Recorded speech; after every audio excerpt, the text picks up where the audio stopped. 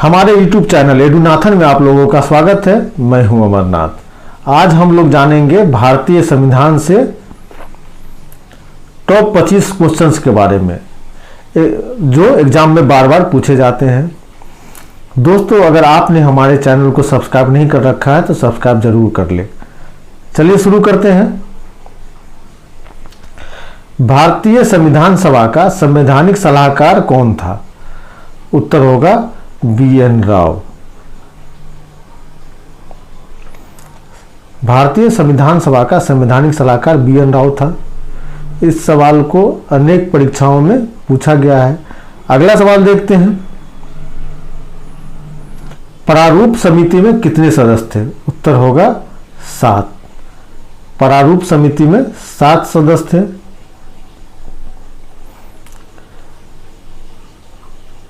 दोस्तों, प्रारूप समिति में 7 सदस्य थे। भीमराव अंबेडकर अध्यक्ष थे। इसके अलावा 6 अन्य सदस्य थे।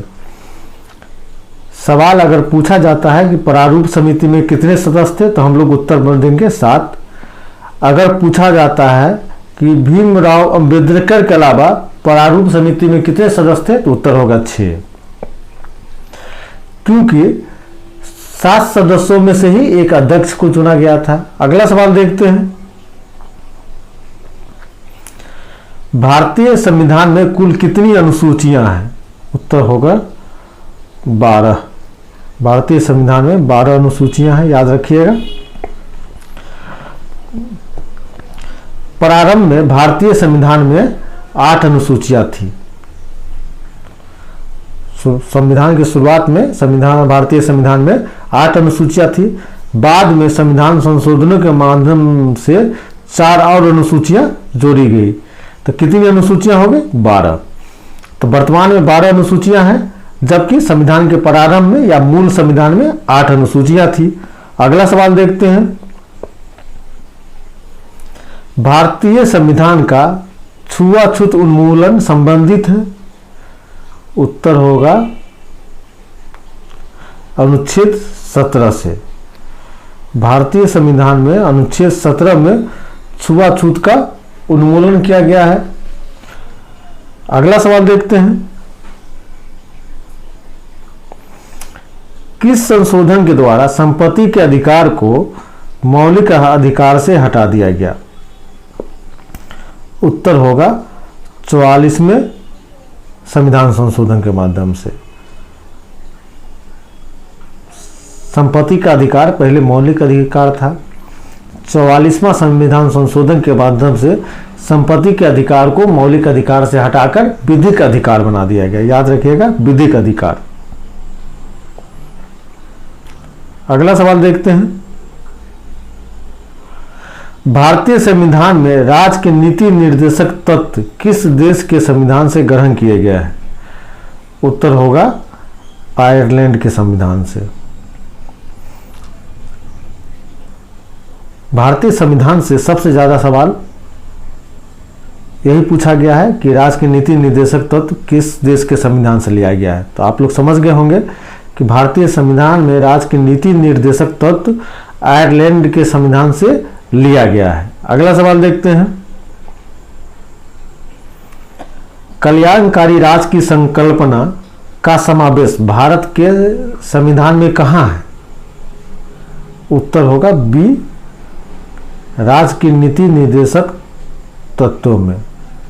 दोस्तों, भारतीय संविधान में राज्य के नीति निर्देशक तत्वों में कल्याणकारी राज्य की संकल्पना समाहित है। अगला सवाल देखते हैं।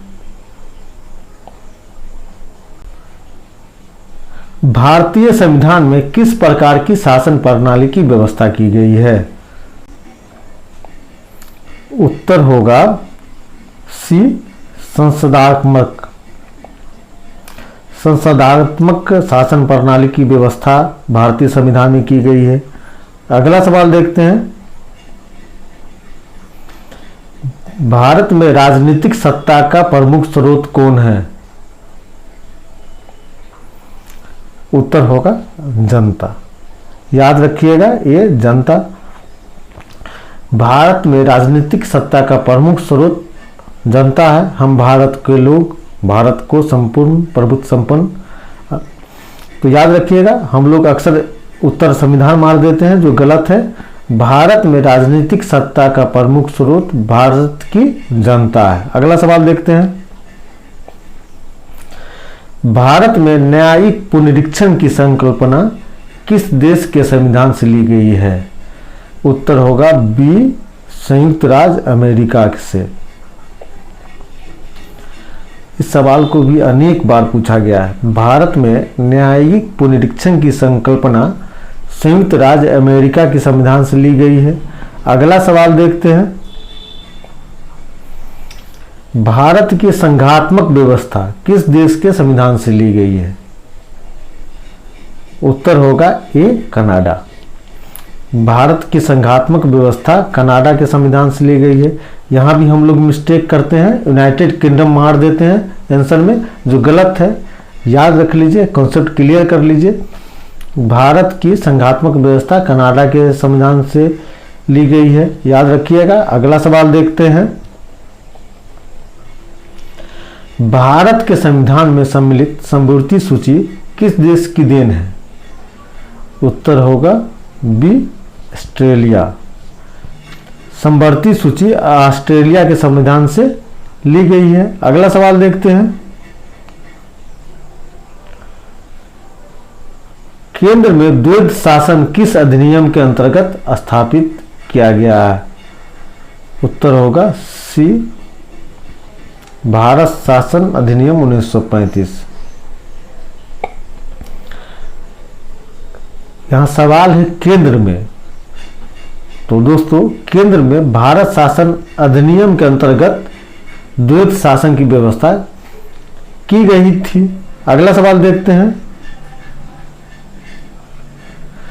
संविधान सभा के चुने हुए अस्थायी अध्यक्ष कौन थे? उत्तर होगा सी, डॉक्टर राजेंद्र प्रसाद। दोस्तों जब संविधान सभा की बैठक हुई तो सबसे बुजुर्ग व्यक्ति सच्चिदानंद सिन्हा को अस्थायी अध्यक्ष बनाया गया। बाद में अस्थायी अध्यक्ष डॉक्टर राजेंद्र प्रसाद को चुना गया। तो सवाल है यहाँ, संविधान सभा के चुने हुए अस्थायी अध्यक्ष कौन थे? तो उत्तर हो जाएगा डॉक्टर राजेंद्र प्रसाद। अगला सवाल देखते हैं, भारत की संविधान सभा का प्रथम अधिवेशन कब शुरू हुआ? उत्तर होगा सी, 9 दिसंबर 1946 को। भारत की संविधान सभा का प्रथम अधिवेशन 9 दिसंबर 1946 को शुरू हुआ। इसका विश्लेषण देख लेते हैं। संविधान सभा की प्रथम अधिवेशन की बैठक 9 दिसंबर 1946 को हुई। इसमें 207 लोग उपस्थित हुए। डॉक्टर सच्चिदानंद सिन्हा को इसका अस्थायी अध्यक्ष बनाया गया, जबकि डॉक्टर राजेंद्र प्रसाद को अस्थायी अध्यक्ष बनाया गया। अगला सवाल देखते हैं, भारतीय संविधान सभा की स्थापना कब हुई? तो इसका भी आंसर हो जाएगा 9 दिसंबर 1946। 9 दिसंबर 1946। अगला सवाल देखते हैं, निम्न में से कौन भारत को धर्मनिरपेक्ष राज्य घोषित करता है? उत्तर हो जाएगा संविधान की प्रस्तावना। दोस्तों भारत को धर्मनिरपेक्ष राज्य संविधान की प्रस्तावना में उल्लेख किया गया है। संविधान की प्रस्तावना के तहत भारत को धर्मनिरपेक्ष राज्य वर्णित किया गया है। याद रखिएगा, संविधान की प्रस्तावना के तहत, समझ गए? संविधान की प्रस्तावना में धर्मनिरपेक्ष राज्य वर्णित किया गया है भारत को। लेकिन दोस्तों यह धर्मनिरपेक्ष शब्द संविधान की प्रस्तावना में 42वें संविधान संशोधन द्वारा जोड़ा गया था 1976 में। तो आप समझ गए होंगे कि भारतीय संविधान की प्रस्तावना भारत को धर्मनिरपेक्ष राज्य घोषित करता है, लेकिन यह शब्द बहुत बाद में 1976 में 42वें संविधान संशोधन द्वारा जोड़ा गया है। अगला सवाल देखते हैं, भारतीय संविधान की उद्देशिका अर्थात प्रस्तावना में कब संशोधन किया गया? उत्तर होगा सी, 42वां संविधान संशोधन।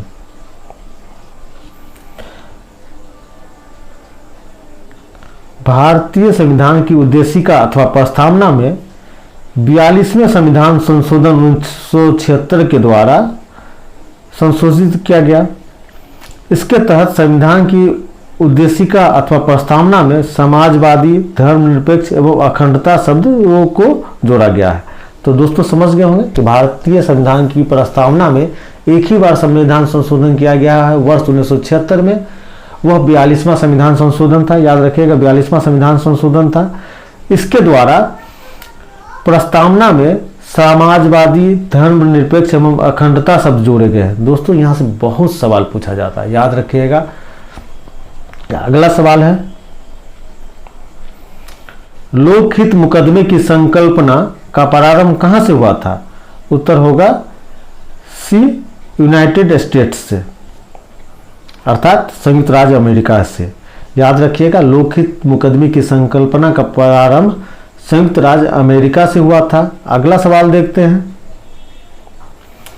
भारत के संविधान की कौन सी अनुसूची में दल बदल विरोधी कानून का प्रावधान है? उत्तर होगा 10वीं अनुसूची, डी 10वीं अनुसूची में। भारत के संविधान की 10वीं अनुसूची में दल बदल विरोधी कानून का प्रावधान है। इसका विश्लेषण देख लेते हैं। 10वीं अनुसूची में दल बदल विरोधी कानून का प्रावधान है, ये तो आप समझ ही गए हैं। यह अनुसूची 52वीं संविधान संशोधन के द्वारा 1982 में जोड़ी गई है। याद रखिएगा, 10वीं अनुसूची 52वीं संविधान संशोधन के द्वारा 1982 में जोड़ी गई है।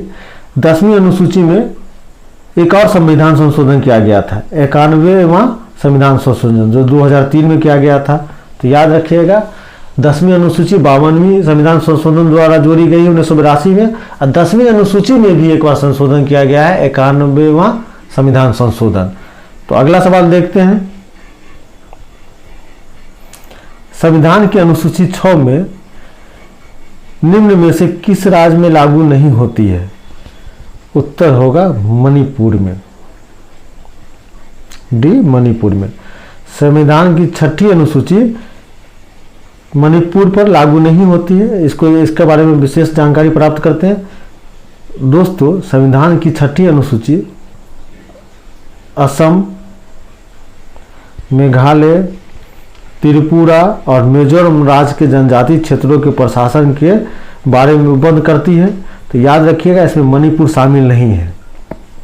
समझ गए दोस्तों, संविधान की 6ठी अनुसूची असम, मेघालय, त्रिपुरा और मिजोरम राज्यों के जनजातीय क्षेत्रों के प्रशासन के बारे में उपबंध करती है, मणिपुर नहीं होगा। एएमटीएम याद रखिएगा, ए से असम, एम से मेघालय, टी से त्रिपुरा, एम से मिजोरम, लेकिन जहां मणि का उल्लेख हो मणिपुर नहीं होगा। अगला सवाल देखते हैं, भारतीय संविधान कौन सी नागरिकता प्रदान करती है? उत्तर हो जाएगा एकल नागरिकता, बी। भारतीय संविधान में एकल नागरिकता का प्रावधान है। अगला सवाल देखते हैं, भारतीय संविधान में किस अनुच्छेद के अंतर्गत नागरिकों को मौलिक अधिकार प्रदान किए गए हैं? उत्तर हो जाएगा अनुच्छेद 12 से 35 के तहत। याद रखिएगा, अनुच्छेद 12 से 35 के बीच में नागरिकों को मौलिक अधिकार प्रदान किया गया है, अनुच्छेद 12 से 35 के तहत। इसका देख लेते हैं, भारतीय संविधान के भाग 3 में अनुच्छेद 12 से 35 तक मौलिक अधिकारों का वर्णन किया गया है। याद रखिएगा, भारतीय संविधान के भाग 3 में अनुच्छेद 12 से 35 के बीच में वर्तमान में कुल 6 मौलिक अधिकार प्रदान किए गए हैं। याद रहेगा। अगला सवाल देखते हैं, मौलिक अधिकारों के अंतर्गत कौन सा अनुच्छेद बच्चों के शोषण से संबंधित है? उत्तर होगा अनुच्छेद 24 डी। अनुच्छेद 24 बच्चों के शोषण के विरुद्ध प्रावधान करता है। अगला सवाल देखते हैं, यह अंतिम सवाल है, भारतीय संविधान के किस अनुच्छेद में भाषण एवं अभिव्यक्ति की स्वतंत्रता के मूल अधिकार का प्रावधान है? उत्तर होगा बी अनुच्छेद 19 में। भाषण एवं अभिव्यक्ति की स्वतंत्रता का प्रावधान अनुच्छेद 19 में है। दोस्तों, इसी के साथ यह वीडियो संपन्न होता है। अपना ख्याल रखें। बहुत बहुत धन्यवाद।